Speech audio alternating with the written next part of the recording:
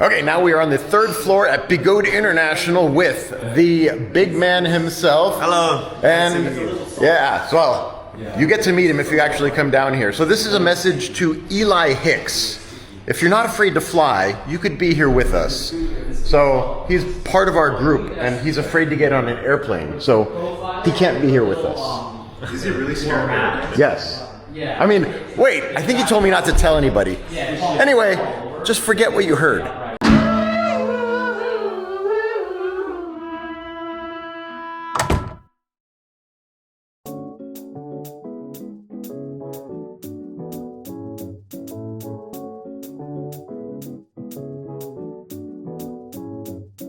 Do you remember when we met?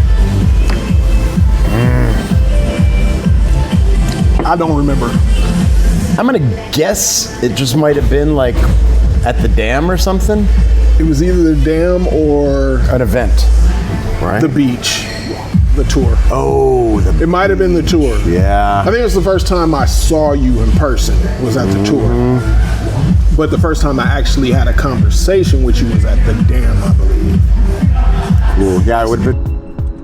This is take 2 of going up the dam on the backside.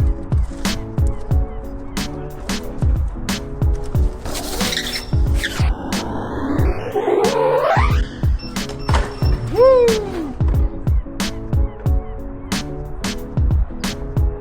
I got up.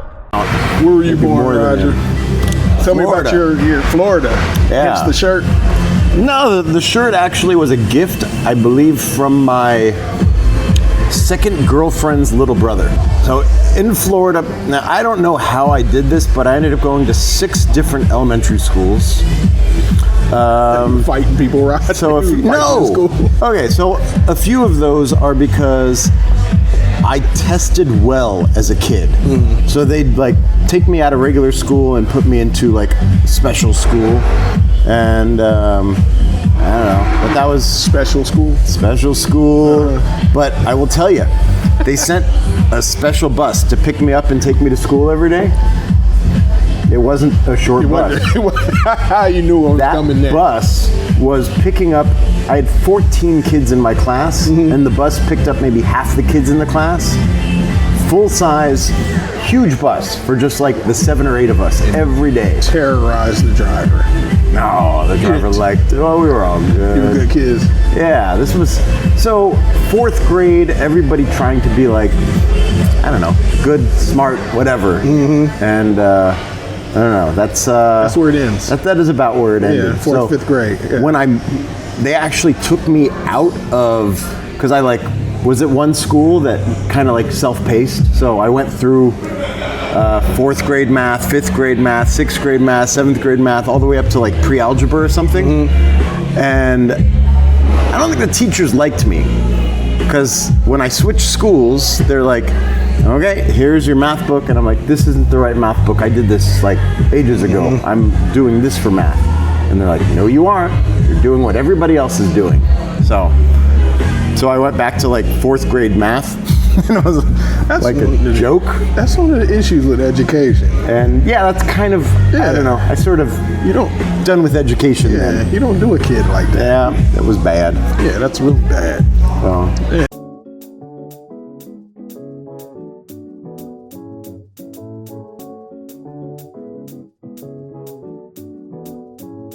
And then Cali. Cali, 4th grade, 5th, 6th, all the way to 7th grade I started. Redmond Junior High, I liked it. Right. Redmond High School, I liked it. When did you develop your sense of humor, or who did you get it from? So, now this is being recorded, and I know people surprise me sometimes saying, I saw that video, I heard what you said. But, so I'm not insulting my father right now, because my dad's a funny guy, but I think my sense of humor is more in line with my mom. Okay. And it came out of my brother first, and really I learned from my brother, but it came from my mom to my brother to me.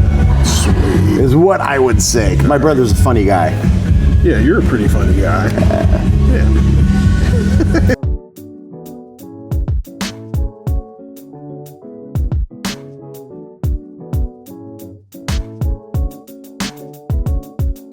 When did you get into EUC riding? 2014, I bought a manual unicycle, pedal powered. And yeah, so, but it didn't start with that. So it started with some other stuff, like I decided I had to learn to solve a Rubik's Cube. I learned to solve a Rubik's Cube. Then I decided I had to learn to ride a snakeboard, which looked harder than a regular skateboard. It was like a skateboard with one wheel in the front and one wheel in the back. That took like 10 minutes. I know exactly what you're talking about. So I look up these things, I'm like, this is gonna be my next challenge, then I'll buy it, I'll get set up for it, and then I will learn it. So Rubik's Cube took me a few days worth of going in, studying, learning the algorithms. It's not like I got smarter and could solve a Rubik's Cube. Snakeboard. So there is a pattern to it. Yeah. That's why those kids can go. It's not a pattern, do this until it's solved. It is do this in order to solve the second layer. If this piece is here, you need to figure out how to make it go here. Follow these steps. And then now you need to switch these two pieces on the top layer, follow these steps. Right. So you know all of these sets of rules, and then you can solve the complete thing. But it's not one pattern to follow. So there's You just pull the stickers off. Snakeboard took me all in like 2-3 minutes to be able to go circles around a table in a house. So that was too easy. And then I went to the unicycle. I bought like a 1970s Schwinn unicycle. I still have it. It's at my house, hanging in my garage. That took me over a week to learn. Really? And then I could go around the property and go to the bank on it or whatever. But that thing is exhausting. I bet. So, and I never really got good enough to do like real distance stuff on it. So, and the reason I didn't ever get good enough on that was because I looked at it like, check mark, I can ride that now, next. And I'd seen a guy on an electric unicycle somewhere just go by. And this was way in the early days, and it might have been on TV or a music video or something, but jumped on eBay, found one, ordered it, and it was like a knockoff of a shitty brand. Right. And didn't have to learn to ride it. Just got on it Right on. and was immediately able to go wherever I wanted to go. And was using that now as a tool at work. So if I need to go to the bank and make a deposit, if I need to go to this place and pick up a saw blade, if I need to go anywhere within a mile, that was like the best way to get there and back. Right. So, and it would beep nonstop at 12 miles an hour. Ooh. Well, I guess at the time that wasn't so annoying.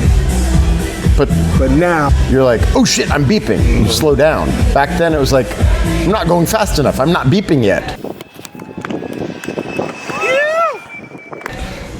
So it was like an indicator that you're going the right speed. You go find the beep, slow down a little bit, find the beep, slow down a little bit. So, but the thing is, that was still 2014. Right. I didn't even know they existed in 2014. Well, I found out in 2014 they existed, but I remember the brand. Exo Rider, I believe. Okay.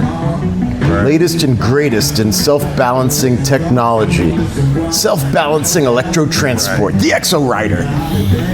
No, but, so I was riding all the time. Never really, I mean, I liked riding the thing, but I used it as a tool. And day after day, riding. Eventually I'm like, I want to get something faster. So I don't remember, I think I got a 9-bot like E plus or something like that. And it was like 2 or 3 miles per hour faster, but there was something about it that was way more fun. So That's not the it's a 9-bot. it's the little white flying saucer looking Right. one, but they had like 4 models Yeah. that were all, they looked exactly the same, Right. they just had a different letter. I don't know if I had a good one or a bad one or whatever, but it was way more fun than the first one. And then I realized by accident, I guess I was online. I was a mountain biker, right? Right. I was going to get into that. Yeah, so as a mountain biker, I was riding the Fullerton Loop, and I just discovered the Fullerton Loop, and I wanted to see, because you go around and there's like hidden things that you could find that are fun. So I did a search online for Fullerton Loop, and Marty Backey came up. Of course he did. And he came up Shout out on to Marty. an M Super V3, I think. And okay. And he's doing the Fullerton Loop on the M Super V3. And it was just, I don't know. At that time, I don't think there was an 84 volt wheel out yet. It was like 67 volt was like the best. So I bought myself a 67 volt M Super V3. Started going to Fullerton on it. So you learned, basically took it, the off-road is where you... I had no idea that these things could go on the dirt until I saw that video. So I didn't think, I don't even know if I was jumping down curbs or anything substantial, but That's hilarious. once I figured out, oh wait, these things are for fun, then and then I ordered the Sherman. No, maybe I bought myself an ACM V2 first. It's like kind of a roundish wheel, like that big, and it's fat. And the one I had not so much battery, but they sold one that had like 1,600 watt hours. That was like the Range King wheel back then. But I don't know, it wasn't any more stable. It didn't seem, it just was faster because that was 84 volt. 84 volt. So, and that was what I wanted, an 84 volt wheel, because I tried contacting Bigode and I was like, how can I upgrade my wheel to be 84 volt? I want to go faster. So I bought the ACM V2 and it did that for me. And then I saw the Marty video and I was searching online and I was kind of torn between the Nikola and the Sherman. The OG Sherman. OG Sherman and the 84 volt Nikola. So not the Nikola Plus, but they had some good ads for it with this dude going down the beach, like in the water, like in the surf, and throwing up a rooster tail. I'm like, I think I've seen that. I think I want that wheel. And then I saw the Coogee video, and I'm like, I'll buy that one. So I bought the Sherman, and no regrets. I rode that wheel a lot, and I rode it hard, and I abused the heck out of it to the point where, so I was an off-road guy, and I badly broke, I think 4 rims on my Sherman. So, and this is like with 35 PSI, 35, whatever. But if you're going, I would go off-road at like 40 miles an hour on that thing. And I didn't know the Fullerton Loop as well now. I know there's one spot I could show you where I broke 2 rims. And I don't know if it was on the same rock or whatever, but and yeah, I would take people around there and other people broke rims the same place too. What did you get after that? The RS High Torque. That was my second wheel. So, and that was the one I got because Mike Leahy. So Mike Leahy came down and I rode with him. I was on my Sherman. He was on his RS High Torque. And that's where you named the little drop after him. Yeah, he went down that, and I never did. So I did soon after that, but I saw what he was doing and how he was doing it, and I saw how surprised he was that I was trying anything I was doing on the Sherman. And I'm like, I must be on the wrong wheel. Yeah. So I bought the RS. But in the end, I'm like, you get a little bit better pedal clearance and the Sherman was fine. Yeah. It was good for me for what I did. I always thought the Sherman was better than the RS. I came in at that time, so I wasn't really. I came in. I had the King Song 16X or whatever it was. That was my first wheel. That lasted about a month, and then I got an RS. What'd you do with the 16X? I sold it. Because a lot of people, they fall deeply in love with that wheel. You know what? I kind of regret. I wish I still had it. Yeah, like It's like the trunk like wheel, like all around fun utility wheel. Yeah, and that was because of Chooch and Dreadlocks. That's U-Stride? Yeah, U-Stride. U-Stride and Chooch were the first people I saw. And that when I saw Chooch on I was like, what is that? By the way, U-Stride, I forgive you. Yeah, me too. We all do. Come back, man. Come on. Oh, so you're forgiving him over the EX30 thing? Yeah. And but yeah, he famously took me out in a race. Oh yeah, that's right. Okay, we're gonna get to that. 'Cause that's where I'm going next. When did you start racing? Well, I had my Sherman, and we're at Apple Valley. All my friends are there, and we're hanging out, and I'm like, I'm gonna enter a race. So I entered as a beginner, because I was a beginner, never raced, and I guess if you place in that race, they move you up to the pro class. So the same day, my first race ever was against a bunch of people that I didn't know, and then my second race was against Mike Leahy and Chooch and a bunch of other people that I did know. What a squad. Zen Lee might have been there. I don't remember. I could check the video, but I think I got 5th place, which is pretty good. Yeah. So Those guys, yeah. and but yeah, so then I decided I like racing. But I was still, I don't know, man. I'm a stubborn kind of guy, and I don't know if pessimistic is the word, but I doubt a lot of the things people say unless I know the people that are saying them. And I didn't know anybody in EUC really. Right. And they're telling me, you need to use this tire, you got to do this. And I like intentionally put a shitty tire on my wheel and told everybody, look, this is the tire I'm doing. And that I did my 5th place thing, whatever, but On a bad tire, on a shitty tire. the stock CST tire that comes in the wheel. And then I kind of fell in love with the Kenda tire when I got my Master. Oh, the Master story is kind of funny. So I ordered a Master. I was kind of early in on the Master, but not as early as Dan Grammar. He had his air freighted in from China. So he had one of the first ones in the US. And as soon as he unboxed it, he called me up and said, come here, tell me how fast this thing goes. So that was the fastest I ever went.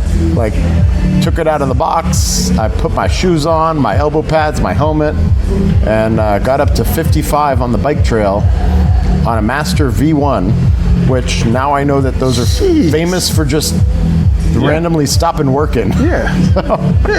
So anyway, his didn't last very long, so I did that. I returned it to him like a few minutes later and be like, okay, Dan, it goes 55. And I think the next day, he had spread the word that it goes 55, and one of our friends came down, same trail, wobbled out, it went in the river. So air freighted in, and he's out of commission. But I ended up buying that wheel from him out of the river, replaced all the parts that needed to be replaced, and sold it to Mike Martins. One of your Franken wheels? Nah. It was all put together. I had to open up the packs, make sure there was no moisture in them. Right. And then I also redid the V1 Master was famous for a few things. Number one is the main board fried just because it felt like it every once in a while. Right. The other thing is, if you push it really hard, you heat up the nickel strips in the batteries until they melt. So a lot of people crashed because of that. So I wonder if that's what happened to me. if it was a V1, It was a V1. My first Master was a V1. yeah. And the second one was a V4. So, and I don't know, just took off, started beeping crazy, like I wasn't even going fast. But I leaned and it just beep, beep, beep, beep, beep, and then cut off. It was a good wheel. I used my Masters are Master great. for ages. Yeah, Masters are great. It's a beautiful wheel. Still a beautiful wheel. You see, the one I just sold is still being used, and he's All the time, yeah. Intro every week. exactly. And he's getting good. And I may have converted it to 7,200 watt hours for my friend Don. This is to the channel. People are asking about the wheel, but now it's much more manageable. You should be running red lights, Don. You're on the clock. Why is there so much traffic here? Yeah. What's wrong with this? Okay. There she goes. Yeah, 70. Tinkerer. You're a bit of a tinkerer. All right, when did that start happening? And how many things have you Frankenstein on the wheel? Like, give me some of your best Frankenstein Oh, so additions. There was this guy named Bill, and he's in Greece, and he would make custom firmwares. So I would reach out to him and I'd say, hey, can you help me out with this firmware? I want to raise the phase current limit on it. So he'd raise the phase current limit. And I'm like, Bill, I'm on my M10 III. What can you raise the phase current limit on that to? And he's like, I don't know, let's try. So he raises it. I'm like, I could feel the difference. He raises it again. I'm like, I didn't feel anything different. Right. He raises it again. It's like, okay, so there is definitely a law of diminishing returns or a hardware-based limit. So Bill was, he kind of helped me get into some stuff, including he did the edit for my M10 400 volt. So I have an M10 III 100 volt that's a VESC that Austin helped me with, Right. and the M10 4 100 volt that uses a Bigode mainboard with just an increased voltage limit. So M10 400 volt was kind of cool. The M10 III I was supposed to use on Marty's tour to do like an 80-mile ride or something where I put a bunch of batteries in the backpack. Right. Except for it rained. It always seems to rain on day one, Marty. Next year, let's do this tour thing again and make sure it doesn't rain on day one. But yeah, so that's some of it. But then I also was trying to change things to make them better for me. Because the 100 volt M10 4 is a novelty. Yeah. But I decided to do something similar with my master, and I think I made it 142 volts, 3P pack. So I did that, and yeah. What speed did you get it up to? So I wasn't really worrying. So the wheel was actually lighter than stock. Really? Yeah, and felt like it had all the same power, and it definitely had more top end on it. I don't know. I was never a top speed guy, which people don't believe that about me, but Yeah, because you're always going top speed. I'm not going How top about that? speed. I'm going where I feel safe and comfortable. Yeah, 65 miles an hour. Just because other people feel safe and comfortable down here, and I feel it up here, Okay. there's still the idiots that go faster than me. Yep. But I don't know, sometimes they end up sliding down the road. I don't think I've had high speed cutouts where I crawl up to that speed. I've dipped. Right. I've dipped at 65 plus and managed to pull it back, and that's scary, but that's not crashing. That's not, no. And I've done that a lot. Don't hit 50 on an M10 4. No. Roger Charger. What made you decide to go that route? I want to do a charger, and just for me and my friends. So I think I bought like 12 from a factory in China, or 15, or I don't remember what. I talked to everybody and I ordered them all at once, and then when they showed up, I made the cable for it, and You had all the splits, all that would come if you buy a Roger charger. It's made for us. Right. And within like a month, you go on AliExpress, Roger charger, and it came with the same cable that I designed. All the same. I'm like, I thought it was you. I was like, are you selling them on AliExpress? no, man. I've seen them. I've seen your Yeah. chargers on weird places. And that was a surprise to me. So then I did the V2, which it was easier to adjust, but that was also pretty easy for them to copy.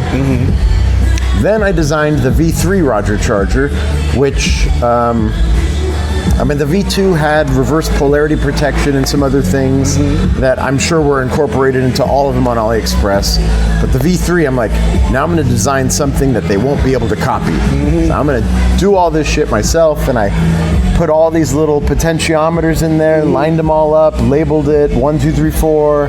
So you have a switch, like this is 134, 126, 100, 84, and I made one, and I did all the schematics and everything, and I reached out to the company that was making my chargers, and I said, can you make this for me? And they said, we're not sure. Can you give me more photos, more information? So I gave everything to them. They said, sorry, it's too complicated. And then 2 weeks later, somebody said, what's that on AliExpress? It was exactly what I designed, what I laid out, what I gave to them. So you know exactly. And that's just how it's been. Whatever I am putting out there, like almost immediately, other companies are selling the same voltages, the same everything, with the exception of the P6, because I'm not sending that to China to have it made. That's getting made in California. Oh, okay. So, but only the dongle. Okay. The charger itself is already, companies are selling the same voltage range that, and I'm not even selling it yet. I think I sold a few of them because I did a small production, but I wasn't going to do it until the X-Max and the P6 were really shipping, and I didn't know it would take me so long to get the dongle thing set up for the P6. I talk a lot sometimes. Top 3 EUCs. Ooh, okay. So, if I were to own 3, I guess I would have to nix the whole tiny wheel category, even though I love them. But I don't know. Does a rocket count as a tiny wheel? No, it's whatever wheel whatever 3 you. The rocket for you makes me smile. This is the Extreme Bull Rocket with the Grizzly sync pads on it. That's a fun wheel. That would be on there. The Lynx S. The Lynx and the Apex, I was torn between those. I chose the Apex over the Lynx, and I actually got rid of the Lynx. Between the Lynx S and the Apex, I think I got to go with the Lynx S. I do love the Apex, but the Lynx S I don't know, just feels so polished, and I never have to do anything to it. nice wheel. Yeah, but I'm not getting rid of my Apex because 130 millimeters of travel, that's pretty good. I didn't know you had one. Yeah, I have a lot of wheels. For the last wheel, I guess I would be torn between the P6 and the X-Max. That was my next question. But I would settle on the X-Max just because the range. Okay. The P6 is... Let's talk about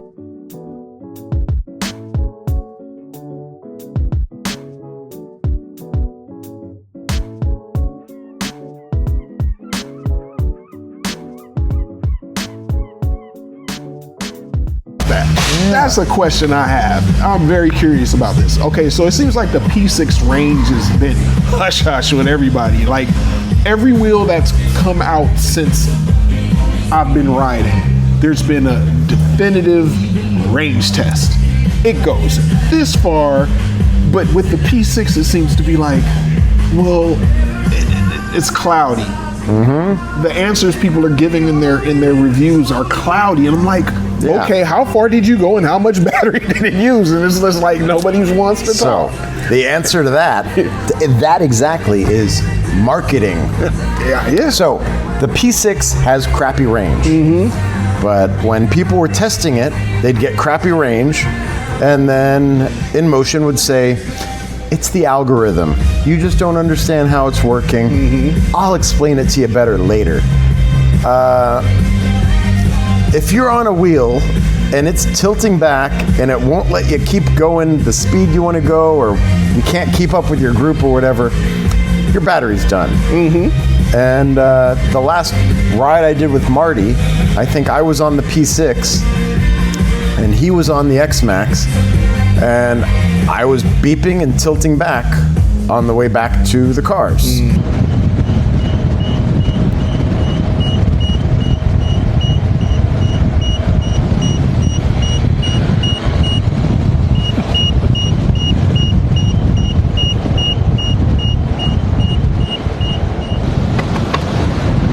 I'm still at 2 bars. Now, of course, you know, the X-Max does have 200 watt hours more battery. But yeah, I think it still should do better than that. It wasn't that bad, but it would have gotten bad real quick. Right. And that was only possible because I was kind of conserving my battery, and everybody else had lots of battery left. So what is the range of the P6? If you're going at a reasonable rate, you can probably get 60 miles out of it. If you're going the same rate on the X-Max, you could probably get an extra 15 or 20 miles out of that wheel. Doesn't make a lot of sense to me, but efficiency is lost in heat, and the P6 has a lot of parts that get hot. So that's all I could think of. So that was my next question. P6 or X-Max? Which you already answered that question. P6 feels like a better wheel. In almost every little aspect of it. That screen is better. Like if you're going 3 miles an hour, the P6 is a little coggy. The X-Max is worse. When you're trying to get to the high speeds, you have to crank harder on the X-Max because it doesn't have the software assist. Like, you tilt it forward, boom, you're done. Right. The P6, you tilt it, and you'll get a little more out of it and whatever. It's got a little more of that spring feel to it. But tell me about Electro in-game.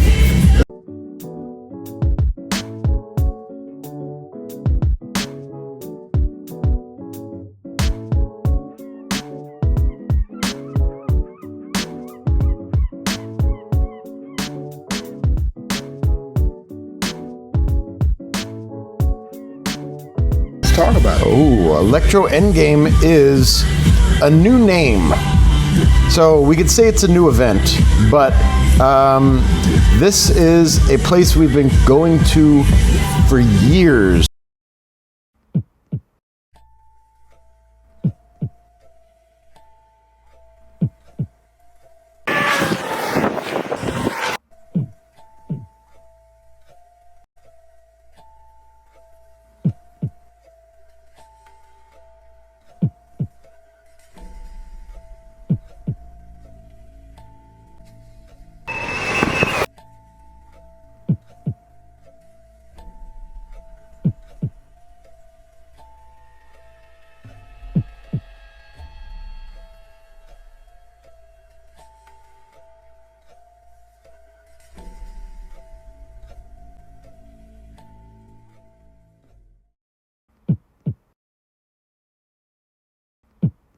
To have fun and race, and it's kind of like the place where EUC racing, like worldwide, began.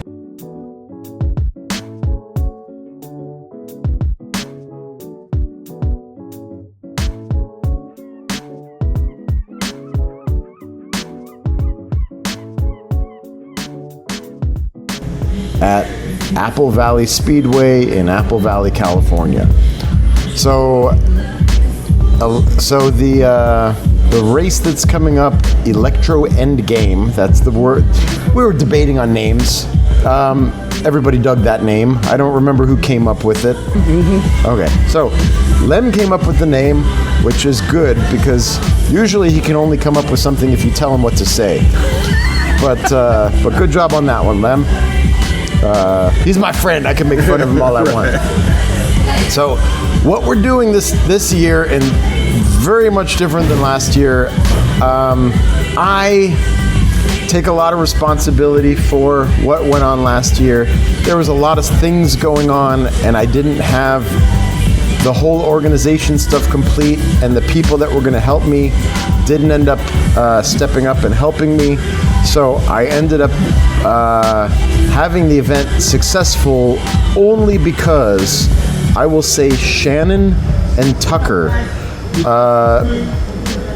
Eli, of course, but Shannon and Tucker really are the ones that stepped up and made everything for that event happen without any real preparation or anything. They turned something that was a train wreck that was falling off the tracks into a successful event that everyone enjoyed, and all the participants didn't know that things were screwed up and that I was embarrassed. So I want to say again, thank you, Tucker, and thank you, Shannon, for what you did for me last year. And this year we're not going to need you, but when we put out the request for volunteers, I will definitely hit you up. And if you want to be part of the crew that makes things work, that's fine. Or if you just want to go out there and have fun. But yeah, 2 free admissions for them.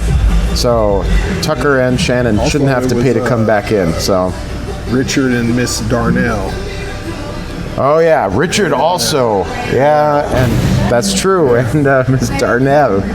So Them too. there were a lot of people that helped make things work, and yeah, I still not my proudest moment, but everybody looks at it as a successful event that I hosted, and I will gladly take all of the praise and then turn it into a little snowball and toss it over to all the folks that really made it happen. So much appreciated. Yeah.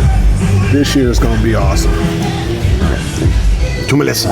Okay. Best moments of your career as a rider. As a rider. Okay. Yeah. Tell me about that. First, tell me about that crash. That the youth stride. So, okay. The S20 demo came to town, and EVs brought down a couple from British Columbia. And I met the guys, I liked the guys, and I said, hey, I'd like to be on your race team. That's what I said to EVs. And they didn't see, they were a little confused, I don't know what, but ultimately they said, sure. And then I said, I'm going to win at Apple Valley this year for you guys. So I don't like to say things and not back it up. So I don't know if it's called cheating, but I made my wheel. I bypassed all the circuitry that was not necessary. I did the higher voltage packs. The voltage distribution board has a lot of circuitry in it. Took the whole thing out, and I made my own that would have like no loss. That tinkerer. Yeah. Tinkerer. So I got that all set up, and I was not a little bit faster than the second fastest person. I was like head and shoulders faster than everybody else that was out there. And I felt like I could just toy with people that are on the track. I had my area of the track. It's like I feel comfortable passing people there, which is the big like triple left-hand turn. Right. And people think they're going fast around that. Well, back then, I could just at will go on the right side, take the bad line, and pass people. It didn't work out for me though, because as soon as the green flag waved, U-Stride cut out and took me out, and I slid halfway down the straightaway and got up without a scratch on me, went to grab my wheel, and I had these acrylic panels on there so that I had flexibility with my pads. Cut my hand open on the broken acrylic. My wheel was toast. Right. Like not only was the mainboard fried, but the mainboard housing was broken. The suspension part, the whole thing was just done. Like everything had to be replaced. So I kept, I don't know what I kept, but it was, I don't know, was it still, it couldn't have been a V1. Maybe it was a V1. That was early, so it might have been a V1 then. If it was a V1, then I was still running 134.4 volts because I didn't up the voltage until later. When I bought 2 race wheels. Yeah. So when I bought 2 race wheels, I had an off-road and a street race wheel. But okay, so that's the Apple Valley crash with U-Stride.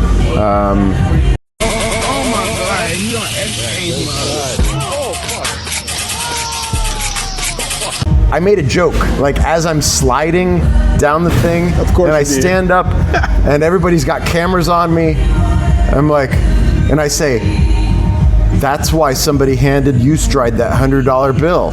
I heard him say, okay, I'll take him out. Now I know. And I just say that like to myself as I'm walking by, and it turns into a real rumor. I remember that. Everybody's thinking that somebody paid U-Stride to take Roger out. That wasn't true. So, as a matter of fact, I know, and I've said this before, Zen Lee seems like a real jerk online sometimes. He's not. I mean, yeah, in person he's fine. It's just he's salacious. Look up that word.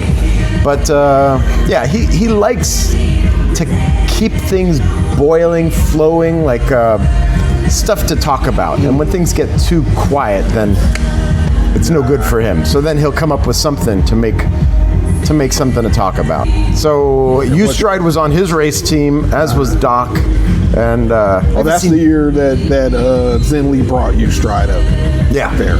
So U-Stride was a big name already, though. I was there. Yeah. I was there. Then, I don't remember that. I don't remember seeing that crash, but I was there. yeah. That was my first AV. I wasn't in it. That was my first time coming up to AVS. Okay, so you've been around for a while then. Yeah, I was riding around there on the RS. Is that guy 12 feet tall? He's on roller skates? He's a What the tall hell? guy. Anyway. A message for those looking to get into the community. Message for new riders. Message for anybody. You have a message, give a message. So- Message from Roger.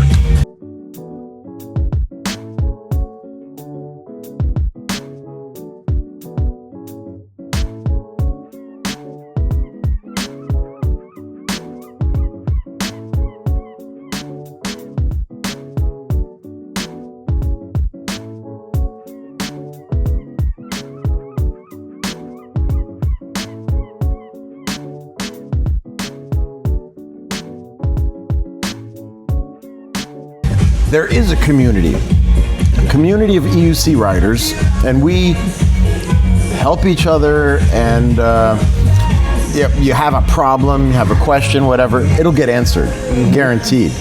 But you don't have to join the community if you don't want to. There's a lot of riders out there. They buy a wheel, they'll watch our videos, they'll read our forums, they'll read our posts, but we'll never see them. Right. That's fine. But yeah, I don't know. There's a lot of people that will see on the street and you like run them down and you want to talk. And it's so weird when like they don't give a crap that you're on an EUC. They're like, I'm going to the store, buying some shit. What do you, what do you need? I'm like, just saying hi. Okay, bye.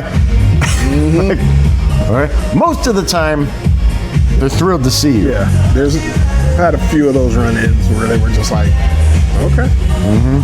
But yeah, a lot of people are brought into the community by other riders that see these people that are unattached and unaffiliated with the community. But it's fine to be like that if you want to be a loner or whatever. Or maybe your hobby is crocheting and you just want to ride to get to the Michaels to buy more yarn. You can crochet. Do what you want to do. We had people crocheting at the intro. That is actually literally true. Yes, Max, you left your woman nothing to do but crochet. Anyway, for anybody that doesn't know, we got Maxwell Berger in China living for a while. I'm not going to just say living because For a minute. he's going to be back. We already miss you, Max. For sure. Well, it's not like we get a chance to miss him because there's a video that Albert puts up every 4 hours Exactly. about the weirdness going on with him in China. Any last words? Anything else you want to say? Last words. Yeah. Oh my God. That's a they're weird gonna way of bury putting me. it. Okay, so I do this for fun. You do this for fun, and it's kind of cool when your fun can kind of meld with other things that aren't exactly just for fun. So, like, I'm guessing Eli's probably pretty thrilled that he gets to carry a camera while being able to keep up with somebody on a bike. Normally, you can't do that on roller skates or roller blades or on a one wheel, but you can do it and keep the shot so freaking steady on one of these things. And I'm sure a lot of you have seen those videos of the guy going around the racetrack filming the runners. He's on like an S18. Right. That is melding work and fun. That dude's having a good He's having a time. great time. I could see this. I could see EUCs being a part of Hollywood. I could definitely see that being a cameraman's tool. Once somebody does it in a way where it's like, oh, wait, you can get into spaces and follow cars and The way the stability and everything is on the cameras now, you don't need to have like a super smooth dolly. Is that what they call it? The dolly? Yeah, no. Yeah. You can put something the size of a GoPro on the end of a stick, and it comes out looking professional caliber. So yeah, there's definitely ways to bring this into your. My wheel's at my office every day. I ride to any place I have an excuse to ride to. If it's more than 3 miles, I might pop in my car and do it just because I got to be at work. Right. And if I'm getting on the freeway, it's faster. But to get from my office to my house is 6 miles. I could do it about the same speed on my EUC as I can my car. The only thing faster is my motorcycle. And that's only because I don't follow laws. Damn.